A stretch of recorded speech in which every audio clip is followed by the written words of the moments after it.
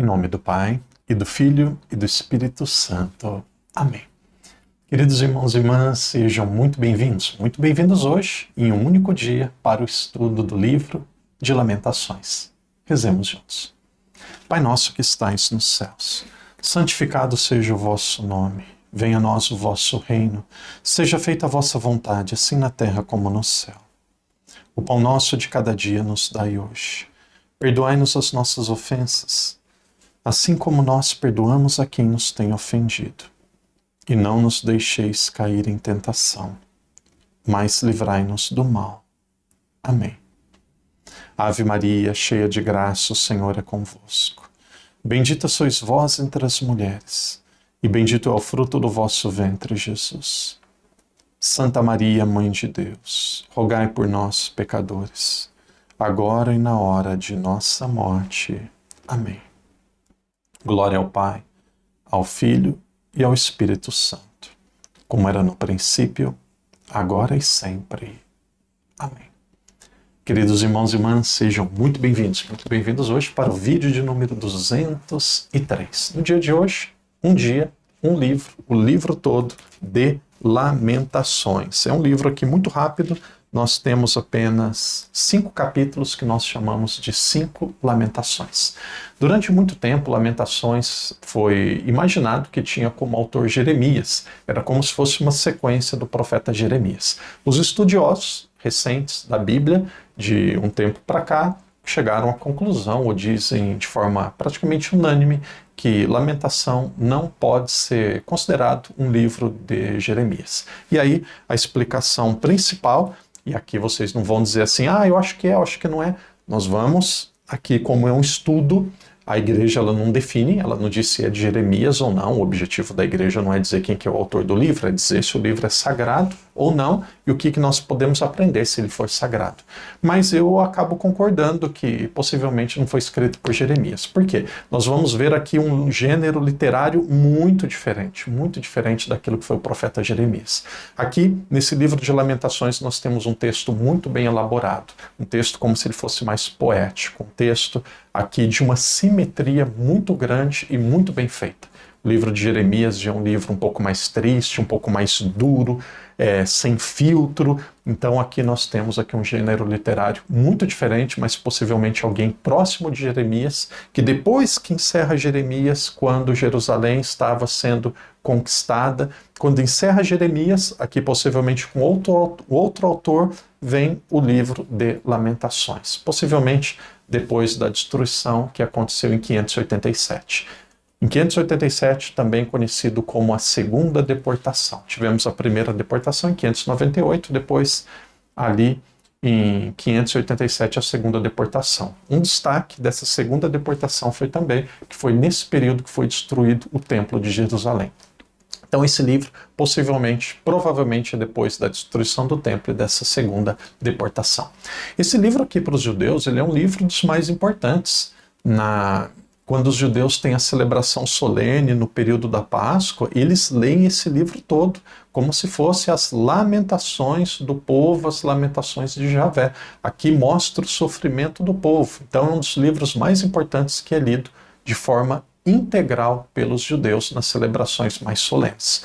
Para nós que somos católicos, para nós que somos cristãos, na Semana Santa nós também lemos as Lamentações, dizendo daquilo que é o pecado do ser humano que desagrada a Deus. Então nós vamos encontrar aqui em Lamentações algumas passagens que possivelmente são conhecidas por cada um de nós. Então nós temos aqui uma introdução. O padre disse que para nós aqui não é o mais importante quem é o autor, possivelmente não é de Jeremias. Aqui é um livro bem na sequência, é isso que nós estamos fazendo no nosso estudo dos profetas. Nós estamos pegando o período histórico e não a ordem que está sendo encontrada na Bíblia. Então nós começamos ali antes do Reino do Norte ser destruído pela Síria, e aí depois nós chegamos ali antes do Reino do Sul ser conquistado pela Babilônia. E aqui, quando a Babilônia conquistou o Sul, essas pessoas que a Babilônia, aqueles que a Babilônia conquistou, aqueles povos, muitos deles foram deportados. Então aqui nós começamos com o livro de Lamentações, depois vai continuar em Ezequiel. Nós começamos um período histórico onde o povo, onde o autor sagrado narra coisas que aconteceram no exílio. O exílio que foi ali mais ou menos de 598 até 539, então aqui um período de mais ou menos aqui 60, 70 anos. Então aquilo que aconteceu no exílio é aquilo que nós vamos começar a ver a partir de agora. Essa introdução, aparentemente longa, é extremamente necessária para nós entendermos o que o texto diz. Eu confesso que é até difícil de grifar, a vontade era grifar tudo, porque é um texto muito bem escrito, um texto de leitura muito fácil, muito agradável. Então, o que o padre vai fazer com vocês, temos 5 capítulos, eu vou passar capítulo por capítulo, cada capítulo é conhecido como uma lamentação, e aí nós vamos destacar alguns versículos, os versículos que chamaram mais a minha atenção. Começando ali pelo primeiro, diz assim: quão solitária está a cidade populosa. Veja, isso daqui não é um estilo de Jeremias, isso daqui é um estilo muito poético, um estilo muito bem elaborado. Quão solitária está a cidade populosa, tornou-se viúva, a primeira entre as nações, a princesa das províncias em trabalhos forçados. Quem que era a princesa das províncias? Quem que era a primeira entre as nações? É Israel. É Israel. Então o texto dizendo assim, dizia o que aconteceu com Israel. Então aqui está no período mais difícil do exílio, quando Israel tinha sido destruído, tinha sido invadido na primeira deportação, tinha sido muitas pessoas levadas para a Babilônia, na segunda deportação muitas pessoas foram deportadas para a Babilônia e o templo foi destruído.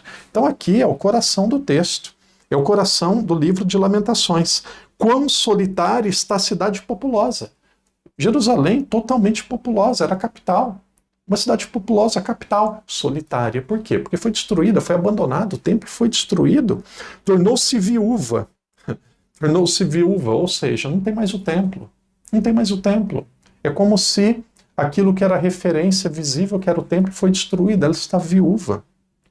A primeira entre as nações, a princesa das províncias, agora está com trabalhos forçados. O que significa trabalhos forçados? Aquilo que eles passaram aquilo que passaram na Babilônia, aquilo que passaram no cativeiro, aquilo que passaram nesse período de exílio. Puxa, esse versículo 1 aqui já dá para imaginar o texto todo, dá para meditarmos bastante. Eu grifei ainda o versículo 3, que diz assim: Judá foi exilada, submetida à opressão, à dura servidão. Hoje, habitada entre as nações, sem encontrar repouso. Os que a perseguiam alcançaram-na em lugares sem saída. E aí vai dizer: os caminhos de Sião estão de luto, ninguém vem às suas festas. Os 5. Venceram-na seus opressores, seus inimigos estão felizes, porque Javé a castigou por seus numerosos crimes. Suas criancinhas partiram cativas diante do opressor. A filha de Sião perdeu toda a sua formosura. Daria para ler tudo. Por isso que o padre diz que se eu pegasse aqui, nós vamos lendo tudo. E tem vários versículos aqui que merecem a nossa atenção. Ainda no capítulo 1, vamos ver aqui versículos que também merecem a nossa atenção. Penso que versículo 17 e 18. 17 dizendo do sofrimento do povo. Sião estende as mãos, não há quem a console. De todas as partes, Javé manda contra Jacó seus opressores. No meio deles, Jerusalém tornou-se uma imundície.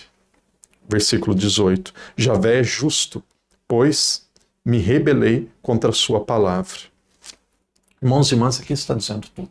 Nós estamos no exílio da Babilônia. Exílio da Babilônia, que foi aquilo que aconteceu depois que a Babilônia venceu a Síria, que antes tinha vencido o Egito, e aqui, depois que o norte já tinha sido conquistado pela Síria, aqui o sul, principalmente Judá, Jerusalém, onde tinha o templo, também é invadido, é devastado. Nós vemos aqui muitas guerras, hoje Irã contra Israel. Então teve um período ali, 500 anos antes de Cristo, que o templo construído por Salomão ele foi destruído pela Babilônia. Israel foi invadido e muitos foram deportados. Imagina, entrar no seu país e levar a sua população para outro país. Então foi isso que aconteceu. Isso daqui é dado histórico. Livro de Lamentações é o coração, Ezequiel também. Livro de Lamentações, Ezequiel, se Deus quiser, vamos começar amanhã. Livro de Lamentações é o coração daquilo que o povo passou nesse período que ele viveu na Babilônia. Capítulo 2, também conhecido como Segunda Lamentação. Este capítulo 2, gostaria de meditar com vocês a partir do versículo, vamos ver o versículo 2 primeiro, 2:2. O Senhor destruiu sem piedade todas as moradas de Jacó. Em seu furor demoliu as fortalezas da filha de Judá. Lançou por terra, desonrados, o reino e seus príncipes. Versículo 4. Como um inimigo retoçou seu arco, firmou sua direita, massacrou, inimizado, todos os que encontravam os olhos. Sobre a tenda da filha de Sião, como um fogo, derramou seu furor. O Senhor se comportou como inimigo, destruindo Israel.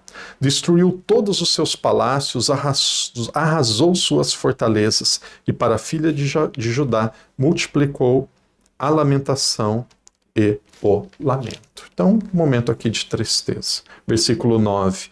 Por terra derrubou suas portas, destruiu e quebrou seus ferrolhos. Seu rei e seus príncipes estão entre os pagãos, não a lei, e seus profetas já não recebem visão de Javé. Versículo 17 e 18. Javé realizou o seu desígnio, executou sua palavra, decretada desde os dias antigos. Destruiu sem piedade. Fez o inimigo alegrar-se às suas custas. Veja, fez o inimigo alegrar-se às suas custas. Exaltou o vigor de seus adversários. Deixa teu coração gritar ao Senhor, muro da filha de Sião. Deixa derramar torrentes de lágrimas, dia e noite. Não te concedas repouso. Não descanse a pupila de seus olhos. Vamos aqui um pouco adiante, capítulo 3. Grifei aqui principalmente o versículo 31, mas vamos pegar o primeiro versículo aqui do capítulo 3, conhecido também como a primeira deportação. Aqui é muito parecido com o conteúdo que nós encontramos nos Salmos. E apenas para lembrar, esses dias alguém colocou no comentário, padre, quando que a gente vai estudar os Salmos? Salmo é responsabilidade de cada um. Vocês se organizam, vão lendo um pouco por dia, e aí vai chegar um determinado momento que o padre vai organizar e explicar como que os salmos são divididos. Mas aqui é compromisso de cada um. Todo mundo tem que ler 150 salmos durante o ano. Cada um organiza como que quiser, tá? Se alguém quiser, coloca no comentário como que está o seu estudo dos salmos. Quem não começou, aperte o passo. A leitura é muito rápida, muito prazerosa, mas cada um tem essa missão que nós vamos fazer sozinhos. O padre vai dar algumas orientações, mas o salmo é por conta de cada um de nós. Capítulo 3. Eu sou o homem que conheceu a miséria sobre a vara de seu furor. Ele me guiou e me fez andar na treva e não na luz. Só contra mim está ele volvendo e revolvendo a sua mão o dia inteiro. Versículo 25 diz que Javé é bom. Vejamos, Javé é bom para quem nele confia. Para aquele que o busca, é bom esperar no silêncio a salvação de Javé. É bom para o homem suportar o jugo desde sua juventude. Capítulo 3, versículos 31 e 32, aqui eu grifei e merece atenção. Pois o Senhor não rejeita os humanos para sempre.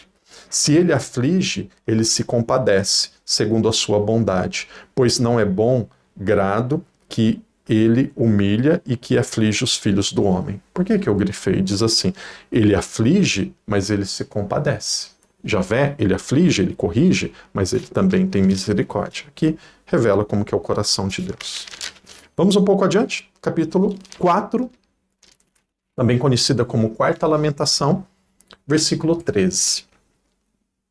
Por causa dos pecados de seus profetas, das faltas de seus sacerdotes, derramou-se no meio dela o sangue dos justos. Aqui dizendo também que a responsabilidade era dos líderes religiosos, ou dos líderes religiosos do povo.